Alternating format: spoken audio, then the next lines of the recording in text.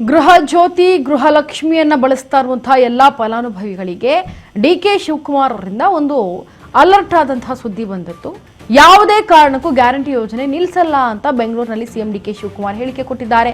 ಈಗೇನು ಮರು ಅರ್ಜಿಯನ್ನ ಸಲ್ಲಿಕೆ ಮಾಡಬೇಕು, ಅಕ್ರಮವಾಗಿ ಬೇರೆಯವರು ಇದನ್ನೆಲ್ಲವೂ ಕೂಡ ಬಳಸ್ಕೊಳ್ತಾ ಇದ್ದಾರೆ ಅನ್ನೋ ವಿಚಾರವಾಗಿ ಡಿಕೆ ಶಿವಕುಮಾರ್ ಅವರು ಮತ್ತೆ ಮರು ಅರ್ಜಿಯನ್ನ ಸಲ್ಲಿಸಬೇಕು ಅಂತ ಹೇಳಿದ್ರು.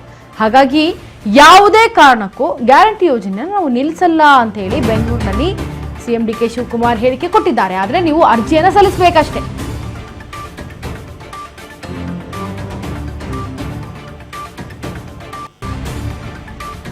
ಒಳ್ಳೆ ಯೋಜನೆ ತಡೆಯೋದಕ್ಕೆ ವಿಪಕ್ಷಗಳು ಇರೋದು. ಸುಳ್ಳು ದಾಖಲೆ ನೀಡಿ ಹಲವರು ಹಣವನ್ನ ಪಡಿತಾ ಇದ್ದಾರೆ. ಕರ್ನಾಟಕದವರಿಗೆ ನಾವು ಗ್ಯಾರಂಟಿ ಕೊಡ್ತಿದ್ದೇವೆ, ಹೊರ ರಾಜ್ಯದವರಿಗೆ ಗ್ಯಾರಂಟಿ ಯೋಜನೆ ಕೊಡ್ತಿಲ್ಲ. ದಾಖಲೆ ನೀಡಿ ಯಾರ್ಯಾರೋ ಹಣವನ್ನ ಪಡಿತಾ ಇದ್ದಾರೆ. ನೋಡಿ, ಈಗ ಈ ಗೃಹ ಜ್ಯೋತಿ ಆಗಿರಬಹುದು, ಗೃಹಲಕ್ಷ್ಮಿ ಹಣ ಆಗಿರಬಹುದು, ಎಲ್ಲವನ್ನೂ ಕೂಡ ಕರ್ನಾಟಕದವರು ಮಾತ್ರ ಈ ಒಂದು ಕೊಟ್ಟಿರುವಂತಹ ಯೋಜನೆಯನ್ನ ಬಳಸ್ಕೊಳ್ಬೇಕಾಗತ್ತೆ. ಆದ್ರೆ ಯಾರು ಹೊರ ರಾಜ್ಯದಿಂದ ಬಂದವರೆಲ್ಲ ಬೇರೆಯವರ ಹೆಸರಿನ ಮುಖಾಂತರ ಸುಳ್ಳು ದಾಖಲೆಗಳನ್ನ ಕೊಟ್ಟು ಅವರು ಯೂಸ್ ಮಾಡ್ಕೊಳ್ತಾ ಇದ್ದಾರೆ. ಅವ್ರಿಗೆ ಆ ಥರ ಅವ್ರು ಅರ್ಹರೇ ಅಲ್ಲ, ಆದರೂ ಅವ್ರು ಯೂಸ್ ಮಾಡ್ಕೊಳ್ತಾರೆ ಅಂದಾಗ ನಾವು ಅದನ್ನು ತಡೆಯೋದಕ್ಕೆ ಇರೋದು ಇದೊಂದೇ ಮಾರ್ಗ. ನೀವು ಯಾರು ಫಲಾನುಭವಿಗಳಿದ್ದೀರಿ ಅವರೆಲ್ಲರೂ ಕೂಡ ಮತ್ತೆ ಮರು ಅರ್ಜಿಯನ್ನ ಸಲ್ಲಿಸಬೇಕಾಗತ್ತೆ. ಆ ಮರು ಅರ್ಜಿಯನ್ನ ಸಲ್ಲಿಸಿದ ಮೇಲೆ ಅದನ್ನ ಕ್ರಾಸಿಂಗ್ ಮಾಡಲಾಗತ್ತೆ. ಅಂದ್ರೆ ನಿಮ್ಮ ಒಂದು ಇವಾಗ ನೀವು ಏನು ಹಣವನ್ನ ಇಸ್ಕೊಳ್ತಾ ಇದ್ದೀರಾ, ಗೃಹಲಕ್ಷ್ಮಿ ಹಣ ಮತ್ತೆ ಗೃಹ ಜ್ಯೋತಿವನ್ನ ಬಳಸ್ಕೊಳ್ತಾ ಇದ್ದೀರಾ 200 ಯೂನಿಟ್ ಅನ್ನ ಫ್ರೀ ಆಗಿ. ಸೊ ಅದಕ್ಕೆ ಸಂಬಂಧಪಟ್ಟಂತೆ ನಿಮ್ಮ ಹಳೆ ಅಕೌಂಟ್ ಏನಿರುತ್ತೆ ಮತ್ತೆ ಈ ಹೊಸ ಅರ್ಜಿಯಲ್ಲಿ ಏನಿರುತ್ತೆ ಇದನ್ನ ಟ್ಯಾಲಿ ಮಾಡಿ ನೋಡಿದಾಗ ಅಥವಾ ಇದನ್ನ ಕ್ರಾಸಿಂಗ್ ಮಾಡಿ ನೋಡಿದಾಗ ಅಲ್ಲಿ ಸೇಮ್ ಇತ್ತು ಅಂತಂದ್ರೆ ನಿಮಗೆ ಗೃಹಲಕ್ಷ್ಮಿ ಹಣವೂ ಬರುತ್ತೆ, ಗೃಹ ಜ್ಯೋತಿಯು ಬಳಕೆ ನೀವು ಮಾಡಬಹುದು. ಆದರೆ ಒಂದು ವೇಳೆ ಅದರಲ್ಲಿ ಏನಾದರೂ ನಿಮ್ಮ ಒಂದು ಹೆಸರು, ನಿಮ್ಮ ಒಂದು ನಂಬರ್ಗಳು ಏನಾದರೂ ಅದಲು ಬದಲು ಆಗಿದ್ರೆ ಅಲ್ಲಿ ನೀವು ಅನರ್ಹರು ಅನ್ನೋದು ತೋರುತ್ತೆ. ಹಾಗಾಗಿ ಯಾವುದೇ ಕಾರಣಕ್ಕೂ ನಾವು ಗ್ಯಾರಂಟಿ ಯೋಜನೆಯನ್ನ ನಿಲ್ಲಿಸೋದಿಲ್ಲ ಅಂತೇಳಿ ಬೆಂಗಳೂರಿನಲ್ಲಿ ಸಿಎಂ ಡಿಕೆ ಶಿವಕುಮಾರ್ ಹೇಳಿಕೆ ಕೊಟ್ಟಿರೋದು.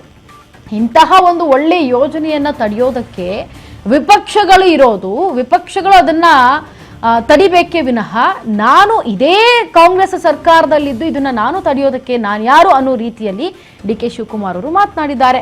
ಒಳ್ಳೆ ಯೋಜನೆಯನ್ನ ತಡೆಯೋದಕ್ಕೆ ವಿಪಕ್ಷಗಳಷ್ಟೇ ಬರಬೇಕು. ಬಟ್ ನಾನು ಹೇಳ್ತಾ ಇರೋದು, ಯಾರು ಅಕ್ರಮವಾಗಿ ಹಣವನ್ನ ಯೂಸ್ ಮಾಡ್ತಾ ಇದ್ದಾರೆ, ಅಕ್ರಮವಾಗಿ ವಿದ್ಯುತ್ತನ್ನ ಬಳಕೆ ಮಾಡ್ಕೊಳ್ತಾ ಇದ್ದಾರೆ, ಅವರಿಗೆ ನಾನು ಏನು ಸಂಬಂಧಪಟ್ಟ ಈ ಮರು ಅರ್ಜಿಯನ್ನ ಹಾಕಿದಾಗ ಅಲ್ಲಿ ಗೊತ್ತಾಗುತ್ತೆ ಅರ್ಹರು ಯಾರು ಅನರ್ಹರು ಯಾರು ಅಂತ. ಸೊ ಹಾಗಾಗಿ ಈಗ ಎಷ್ಟೋ ಜನ ಬೇರೆ ಮನೆಗಳಲ್ಲಿ ಯಾವುದೋ ಒಂದು ಬಾಡಿಗೆ ಮನೆಯಲ್ಲಿ ಇರ್ತಾರೆ, ಫಾರ್ ಎಕ್ಸಾಂಪಲ್ ಇರ್ತಾರೆ. ಸೊ ಅಲ್ಲಿ ಈ ಒಂದು ಅವರ ಒಂದು ಎಲ್ಲವನ್ನು ಕೊಟ್ಟು ಆಧಾರ್ ಕಾರ್ಡು, ಪಾನ್ ಕಾರ್ಡು ಎಲ್ಲವನ್ನು ಕೊಟ್ಟು ಗೃಹ ಜ್ಯೋತಿಗೆ ಒಂದು ಅಪ್ಲೈನ ಮಾಡಿರ್ತಾರೆ. ಅಲ್ಲಿಗೆ ಅದು ಗೃಹ ಜ್ಯೋತಿ ಸಕ್ಸಸ್ ಆಗಿರುತ್ತೆ. ಸೊ ಈಗ ಅವರು ಮನೆ ಖಾಲಿ ಮಾಡಿದ್ಮೇಲೆ ಇನ್ಯಾರೋ ಬರ್ತಾರೆ, ಅವ್ರು ಹೊರ ರಾಜ್ಯದವರೇ ಆಗಿರಬಹುದು, ಇಲ್ಲ ನಮ್ಮ ಕರ್ನಾಟಕದವರೇ ಆಗಿರಬಹುದು. ಯಾರಾದರೂ ಬಂದಾಗ ಇವಾಗ ಅಲ್ಲಿ ಒಂದು ಸಲ ಫಿಕ್ಸ್ ಆದ್ಮೇಲೆ ಅದು ಫ್ರೀ ಯೂನಿಟ್ 200 ಯೂನಿಟ್ ಫ್ರೀಯಾಗಿ ಕೊಟ್ಟಿರೋದನ್ನ ಬಳಕೆ ಮಾಡ್ಕೊಂಡು ತದನಂತರ ಮಿಕ್ಕಿದ್ದೇನು ಬರ್ತೋ ಅದನ್ನು ಕಟ್ತಾರೆ. ಸೊ ಇಂತಹದ್ದು ಜಾಸ್ತಿ ಇರೋ ಚಾನ್ಸಸ್ ಇಂದ ಅದನ್ನು ತಡಿಬೇಕು ಅಂತೇಳಿ ಡಿ ಕೆ ಶಿವಕುಮಾರ್ ಅವರು ತೆಗೆದುಕೊಂಡಿರುವಂತಹ ನಿರ್ಧಾರ ಇದು.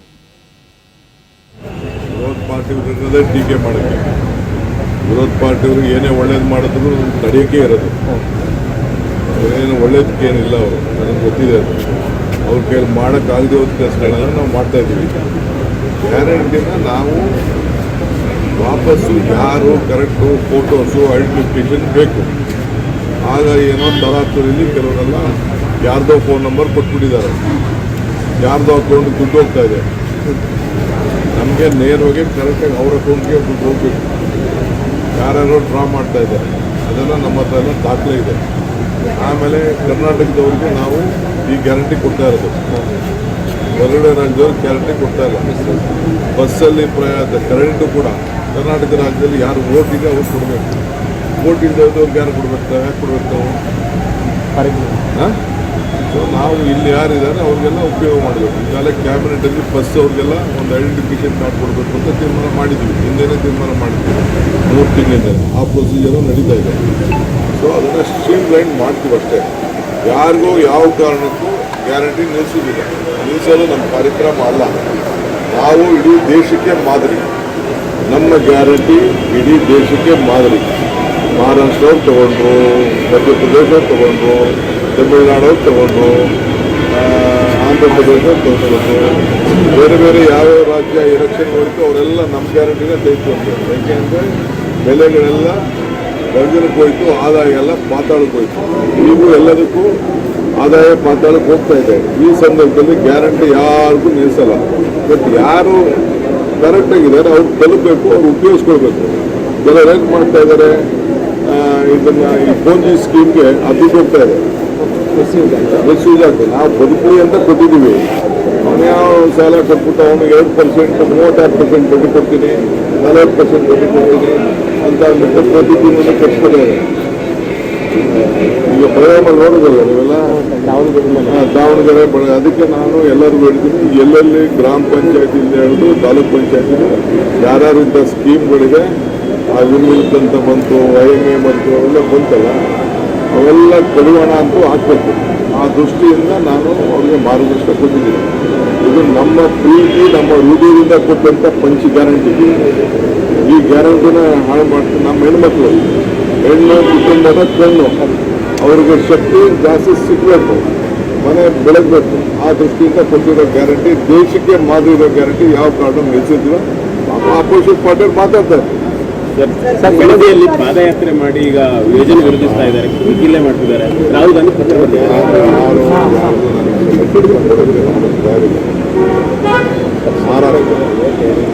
80,000 ಎಕರೆ ಅಕ್ವಿಷನ್ ಮಾಡಿಬಿಟ್ಟು ಹೊಸ.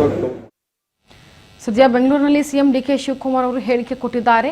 ಗೃಹಲಕ್ಷ್ಮಿ, ಗೃಹ ಜ್ಯೋತಿ ಎರಡನ್ನೂ ಬಳಕೆ ಮಾಡಿರುವವರ ಸಂಖ್ಯೆ ಅನರ್ಹರೇ ಹೆಚ್ಚು. ನಾವು ಕ್ರಾಸಿಂಗ್ ಅನ್ನ ಮಾಡಿದಾಗ ಎಷ್ಟೋ ಜನ ಆ ಫೋನನ್ನು ತೆಗೆದೇ ಇಲ್ಲ, ಇನ್ನೆಷ್ಟೋ ಜನ ಹೇಳಕವನ್ನು ತೆಗೆಸಿರ್ತಾರೆ. ಹೀಗೆ ಒಂದಷ್ಟು ನಮಗೆ ಗೊತ್ತಾಯಿತು. ಸೊ ಹಾಗಾಗಿ ನಾವು ಈ ನಿರ್ಧಾರವನ್ನು ತೆಗೆದುಕೊಂಡಿದ್ದೇವೆ ಅಂತ DK ಶಿವಕುಮಾರ್ ಅವರು ಹೇಳಿದ್ದಾರೆ.